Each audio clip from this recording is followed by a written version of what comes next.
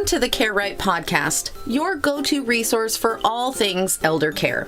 Guiding us through this journey is Annalee Kruger, the founder of Care Right Incorporated, and she has been steadfastly supporting families across the United States. Each episode brings you expert insights, innovative strategies, and practical advice, ensuring that you're well equipped to provide the best possible care for your loved ones. Expect to gain valuable knowledge, learn from real-life stories, and get inspired to take action in your own caregiving journey.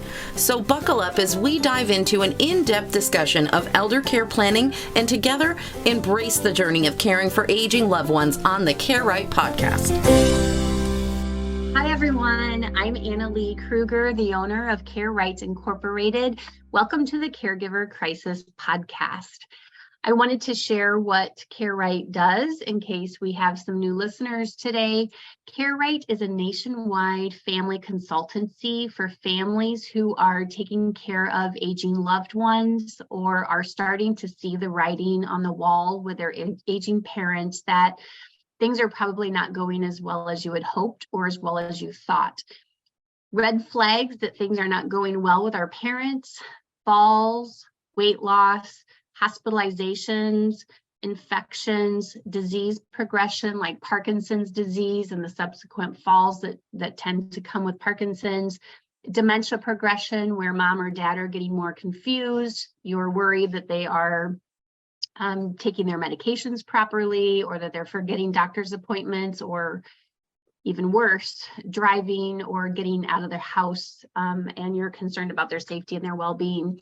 Care Right works with families all across the country. We've been virtual since 2011, putting aging plans in place so that you have the peace of mind that how to interview home care companies, when to introduce home care into the plan for your aging parents.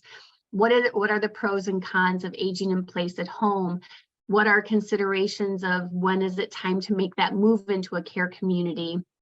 Our team does all of the research that families need so that they can make informed decisions about what are their care options. And we help our families understand like how to pay for care. Medicare does not pay for care. And Medicare and Medicaid are not the same program. So many of our families come to us they're overwhelmed, they're in crisis, and they aren't aware or understanding of what the differences are in levels of care, or what if mom needs one level of care and dad needs a different level of care, and what if we spent all of our money on home care and now that's not working anymore and they need to move into a care community. What are our options? So all of that kind of aging, family caregiving, dementia progression, all that navigating healthcare industry, that's Care Right's expertise. When I built the business in 2011, I really had this romantic notion that I would be able to reach families proactively and say, hey, let's start putting a plan in place for the what-whens of aging. But the reality is 92% of our families come to us in crisis, and things are pretty messy when they come to us with family dynamics and those kinds of things. So part of the Caregiver Crisis podcasts I'm always looking for guests that are just doing super cool things, doing amazing world and life-changing things for families or whoever it is that they work with. So today, I am really excited to introduce Blair Kaplan Venables, and she is doing super cool things. We met in November of last year and really connected pretty much right away because you're on a mission and you are unstoppable. So I wanted to introduce you, or I wanted to have you introduce yourself, share your story, and let's just get started. Yeah, thank you so much for having me. This is amazing. And what you're doing is such important work. I love how innovative you are. And I just also want to thank you for giving me the space to share my story and my mission, because of people like you, I'm able to grow. So who the heck am I?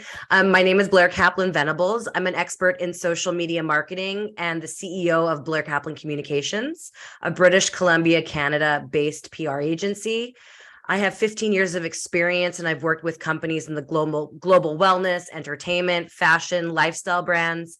I created the social media empowerment pillars, and I help my customers grow their followers into the tens of thousands, win marketing awards, and more.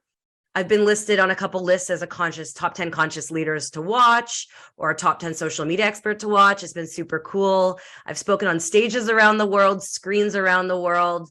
I've been featured in Forbes, CBC, Radio, Entrepreneur, Thrive Global. The most exciting thing is that this summer of 2023, a new show that will be airing on Amazon Prime called My Story will showcase my life story, which is exciting.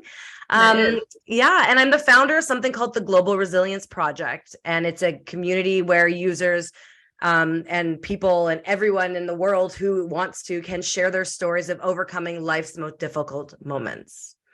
Tell me about, so when we met in November, you shared your story, and it just tugged at my heart, and that's what's prompted us to continue this relationship and get on the podcast and share your story. So I know it's a painful one, but if you can share your story and your why and what you're doing with your resilience program, that'd be awesome. And it's so interesting because where I met you, you were speaking about like aging parents. And for those of you who are not watching this or who are watching this, believe it or not, I'm in my 30s. I'm young, but I was just like, oh, my parents are dead, so I don't need to go to this. It was just like a really weird thing like that. And so I'm going to tell you my story, and it's heavy. It's going to be kind of high level because we don't have like eons of time. But growing up, I grew up in Winnipeg, Manitoba, Canada. And I was very close with my father. My father was a diamond dealer and a gemologist. Unfortunately, in the 80s, someone showed him what cocaine was. His business was extremely successful, and he was looking for how to work longer hours. And that was the solution for him at the time. And unfortunately, it kicked off active addiction. And when I was 7 years old, my father sold his business because he didn't want to ruin his reputation. And he divorced my mother, left our family. And his addiction was very bad. Like he went from, not being able to afford or, use cocaine to injecting drugs to smoking crack. And that was a 40+ year battle. But as a little girl, I thought he just stopped loving me. He was in and out of my life, right? Like, Blair, I'll come to your birthday party, and then he wouldn't show up. I'd wait by the door for him, and he just never showed up. And same thing, like waiting for him for family time at the door, and he'd call and be like, I'm running late, and not showing up. And so I had a lot of anger towards him and a lot of trust issues and mental health struggles. And, growing up was challenging. And fast forward to my 20s, I went to something called the Landmark Forum. I went because it was, for me, a free trip to Vancouver, British Columbia. And if you've ever been, you'll understand. And I was in my early 20s. I was like, oh, free trip, like perfect. And something in this personal development forum gave me the tools that allowed me to forgive my dad and just like accept him for who he is. And I remember having the most beautiful conversation with him. The first part of the conversation was like in a grocery store at a payphone. Like it was very like crying and messy. And then we continued it later in the hotel room. And I was like, I'll accept whatever you can give me, whether it's a text message once a week or a phone call. And from that moment on, he began to drive across Canada to visit me a few times a year and texting me and calling me. We got to have a second chance. We got to develop this really beautiful relationship. I started to actually understand his struggle with addiction. I didn't know that. I didn't know he had addiction problems. I didn't understand addiction. And I started to learn that my dad was a really good man. He was just sick. And as a little kid, I wish someone would have said to me, Blair, like, your dad loves you no matter what. He's just not well. Because I thought he stopped loving me. And that was never the case. And so I got a second chance. My dad got to walk me down the aisle, and he was in my life. He, came to visit me in various places I lived. But at the end of 2018, we learned he was terminally ill with COPD and lung cancer. And I felt like the rug was being pulled from beneath my feet. I didn't know how to cope. I didn't know what to do.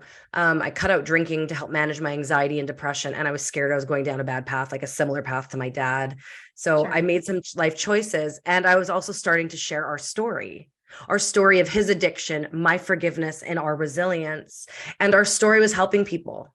Hey, Blair, thanks for meeting me for coffee and sharing your story. I actually went and got a therapist because I want to fix things with my mom. Hey, Blair, your story inspired me to fix things with my dad before he dies. I'm going to go visit him in Ontario. And I said, Dad, like we have a really powerful story. Why don't we write a book? We'll gather stories of resilience from around the world, and we'll bookend it with your story and my story. So when you're no longer here, we have a legacy piece that can keep helping people. Yep. And so we began March 2019, the Global Resilience Project. It started off as the I Am Resilient Project, but then I manifested I believe in manifestation, and a lot of hard stuff happened to me. So just a high level recap of what happened from that moment of starting the project until now. My grandfather, who was like my father, passed away. On the way home from his funeral, my husband and I got in a car accident, and I got a concussion, like a brain injury. Didn't have a chance to recover because of work stuff. My husband had a heart attack and quadruple bypass surgery. So my husband almost died.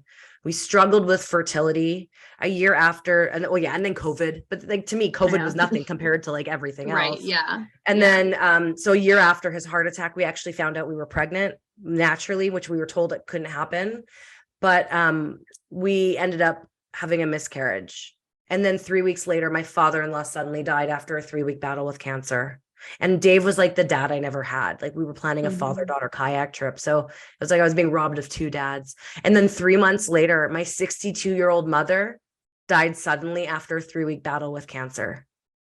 My world was upside down. And then not even a year after my mom died, so within 360 days, my dad died. Yeah. So I literally have embodied resilience. I've remained sober, and 3.5 years later, I was able to finally publish the first Global Resilience Project book. But we're going to continue publishing books. We created a podcast. We have an online, community, social media. I believe that everyone has a story, and that every story deserves to be told. And, my life being 37, I thought by now I'd be a wine drinking soccer mom. I didn't think I'd be a sober, childless bird watcher, but here we are. And I'm here in this lifetime to not have children. I'm not doing that. I'm going down a different road, and I'm turning my pain into purpose to help the world be more resilient. I don't even know what to say. I'm just totally blown away. Like, any one of those is huge, but you had all of that happen in such a short amount of time and maintained your sobriety. Like, you are on such a path that's why when I heard your story, as gut wrenching as it is, and I'm sure it doesn't get easier sharing it, like, right? Yeah, there's still like this, it makes you catch your breath when you have to be, and then this happened, and then this happened, but when I heard your story, and thank you for sharing that with me when we first met, I'm like, okay, we've got to get you on this podcast. You have to share your story with my audience too, because everybody that's listening to this, or most people who are listening to this, probably has some sort of something that happened to them that they've had to like dig deep and figure out, how do we manage this? So wow. So tell us more, like, where are you going with this? Okay. So first of all, I think something that's really important is we should define what resilience is. Yeah. Because I used to think it was like bouncing back from a challenging time. I pictured like a rubber band stretching on your fingers, and when you let go, it snaps back. But I had this epiphany during like a deep healing session where you're never the same after going through a challenge. So you're never going back, you're only going forward. In fact, you're bouncing forward. So resilience is the ability to bounce forward after a difficult time, after a challenging time. It's bouncing forward because you're never going to be the same. So I also learned that everyone has a resilience muscle. Some of us never have to use it, or they don't have to use it till they're like, older in life. I've had to use it my entire life. Like, I have a little sister, who's was 3 years old or 3.5 when my dad left.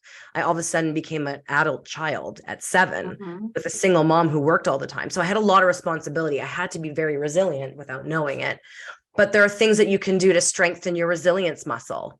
And that we all have this ability to do things so that when life is hard, we're able to move through it better, faster, stronger, and not numb it out. And so I learned that we all have this muscle. We all have this ability to be resilient. Some of us are in survival mode. Like I was in survival mode for the last 3 years, and I'm just coming out of deep grief. Like I was in a grief vortex. My sister says, Blair, you get the gold medal of the grief Olympics. I'm like, it's the first time I get a gold medal. Actually, I think in the science fair once I got maybe a gold medal. No, it was bronze. I'm not a gold medal kid. I'm a runner up, you know?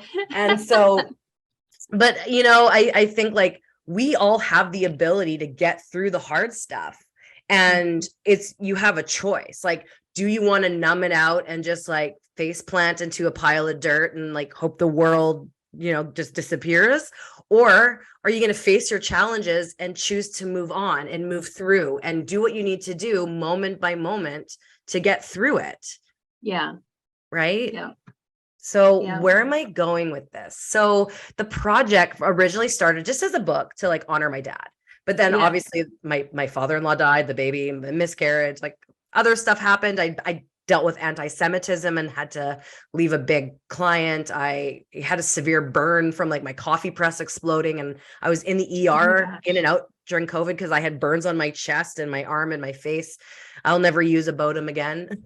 And, you know, lots of stuff has happened, and like, I still show up, and I show up in whatever capacity I can. And I think there's a couple things there, and it's because I've designed a life that I love. And I still love my life. Like, obviously I'd like my parents to be here and Dave, and like, I would have loved to have kids, but these aren't the cards I was dealt. And I really do believe after going through something, in hindsight, I can always see the silver lining. And I like to share my stories from a place of a scar, not an open wound. But my goal is to empower 88 million people by August 2025, which is when I turn 40. And, you know, I want to give people the opportunity to share their stories for the first time, or the 100th time, to read stories like, oh my God, I'm going through something really challenging. XYZ is happening. And they know about the community. They come to the community and they can find stories of other people just like them going through something similar. And they might find that advice on how to navigate it, how to end that terrible chapter. So I want this legacy to be a community where people can come and heal. I love that. I love that. Not only just what life throws our way personally with parents and stuff like that, but just and family dynamics and stuff like that, but just life in general, like all the pandemic stuff and all the stuff that happened around that time. None of it was easy. No. Right. The pandemic to me was the easiest part, except for when like my husband could not see his dad until like moments before he died. My husband wasn't allowed in. That was heartbreaking. Our mom, like we would have had more time with our mom. We were lucky to be able to be with our mom, but like because of COVID, we got robbed of all this time. Right. But like also like the pandemic and not traveling and having to stay home. Like I lived in a beautiful mountain town in British Columbia, and I live in a different town that is also beautiful. But like I would just like hike around and do my work, and it was fine for me. To me, the pandemic was nothing compared to my husband almost dying, but then all the parents died. So right. You know, and for those of us that have, you know, that have aging parents who were hospitalized or institutionalized, we weren't allowed in. We weren't deemed essential. Even as a professional patient advocate, we weren't deemed. So like, I love what you're doing. Everybody does have a story, and it does need to be heard. So, what you're doing is so cool. I'm so happy that we met. Is it, in closing, is there anything else that you'd like listeners to know, or kind of what would be some next steps if they wanted to learn more? So a couple things. One, if you're like, Blair, I want to learn more, I want to read these stories, you can go to theglobalresilienceproject.com. On our website, we also have a link to our podcast, Radical Resilience. You could submit your story to be shared online. Like it's free to be, I believe every story deserves to get told, and every story will be shared on our website. We're also going to be opening applications for our second book. So if you're interested and you would like to be published in the book, there's going to be an opportunity there. There will be a nominal fee. But I just want people to know that like sharing your story is a way to healing. You don't have to publicly share it. It can be with a therapist or in a journal, but part of the way to heal is by processing, and by processing, it's by sharing your story, and something in your story might help someone else get through their hard time. Because that's what's happening with me, is I'm sharing my story and it's helping other people, whether it's my miscarriage or sobriety or parents passing away or cancer. You know, like when my parents had two of my parents had cancer, all three of my parents had cancer. Oh my gosh, that's so much cancer. So like my dad lived with addiction. Like I've navigated a lot, and because I'm sharing, I'm able to help people. So I just want to invite you to share your story, whether it's with our community or a therapist or getting a notebook or talking to yourself in the mirror. And if you know someone that you think this community can benefit, please share the word, share the love. The Global Resilience Project book is available on Amazon around the world. And I'm sure distribution is going to grow, especially with us being on Amazon Prime in the summer. Oh, so exciting. Yeah, that is exciting. And I don't know where this is going to go. It's a project, and I'm going to continue to evolve as I see that there's needs out there. So I'm here for it. Oh, incredible, Blair. Like it's so incredible. Thank you so much for your time today, because I know that you're really, really busy and you got all these people that want to share their story and all these different opportunities. So I know your time is valuable. So thank you so much for being on the Caregiver Crisis podcast with us today. Thank you so much for having me. What an honor. Well, thank you so much. Thank you for tuning in to the Care Right podcast. We hope today's discussion has provided you with valuable insights. If so, don't forget to like, subscribe, and share our podcast with others who might find it helpful. Remember, Care Right is more than just a podcast. It's a community dedicated to supporting family caregivers with comprehensive care planning, crisis management, and resources for every stage of aging. Stay connected with us for future episodes as we continue to explore essential topics in aging planning, elder care, and financial planning. Until next time, take care, plan wisely, and remember, you're not alone in your caregiving journey.